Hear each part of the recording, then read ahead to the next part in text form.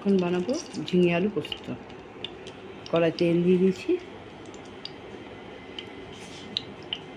আলুগুলো দিয়ে দেবো।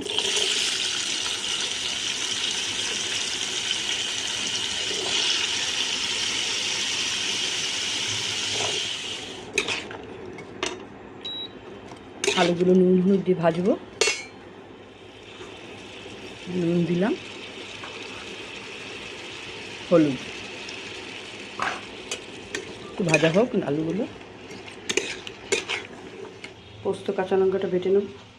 আলুটা ভাজা ভাজা হয়ে গেছে, পোস্তটা বেটে রেখেছিলাম ওটা দিয়ে দিলাম, সাথে একটু নুন,